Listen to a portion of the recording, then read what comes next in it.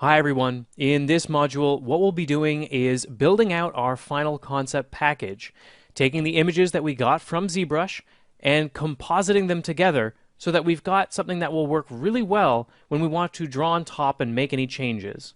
So let's get started. So we can see here I've got loaded up an open dialog where I'm going to open up all of the different images that I saved from ZBrush. So let's open them all up. They're going to go all into different tabs, which is just fine. It's exactly what we want. I'm going to go to the base gray, the first initial one. And for each of these other pieces, I'm going to use the Move tool with V and just drag this over into my base gray layer. I'm going to hold Shift to make sure it drops right in the center where it's supposed to. There we go. And then basically I'm just going to repeat the process for all of these various pieces, closing them as I go. Which will give me something nice and clean of a setup.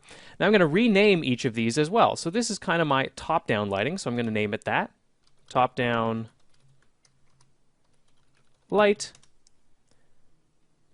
Name this one rim light. This one is shiny metal. And this one is just metal. This piece will be base gray. Now notice I get a different dialog here when I rename the background because it's actually going to turn it into a regular layer instead of a background layer. We'll say OK. And that means it's not locked anymore, and I can actually move it up and down the hierarchy here, which is really helpful. So now I've got all these various different pieces set up. The next thing I want to do is sort of mask out the background from this sword itself. So what I'm going to do is just select all these with Shift, again just clicking the top one, holding Shift, and clicking the bottom layer, and just group these together with Control G. Then I'm just going to name this sword, and in this case what we can do is in a new layer, take it outside of this, drop it towards the bottom, and we're going to paint this just a mid-tone kind of reddish color. So we can't see it at the moment, but what we want to do is basically take all these layers and create a mask for all of them. So what I'm going to do is use my magic wand right here, and I'm just going to select this area out here. So right now I'm selecting a little bit too much information. I want to basically reduce that to maybe a 1 or a 2 in the tolerance and see what kind of selection we get. That's pretty good. That'll work out pretty decently for us. So I'm going to go to my group here, and I'm going to just do a layer mask. What this will do is basically make anything that I had selected opaque and everything else transparent. It's the opposite of what I want in this case, but that's fine. It's easy to fix. We just click over here on our layer mask, and we just press Control I. That'll invert the colors that we've got here. So whatever's black becomes transparent, whatever's white becomes opaque.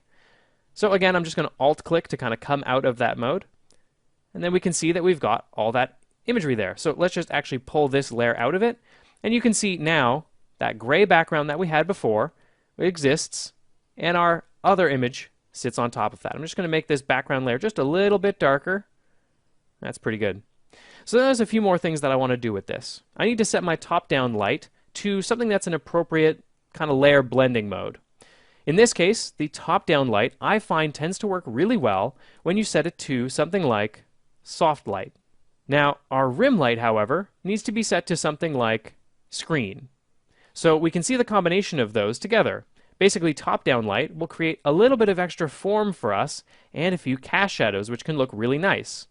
And our rim light will just sort of accentuate out the opposing form that we see on our model.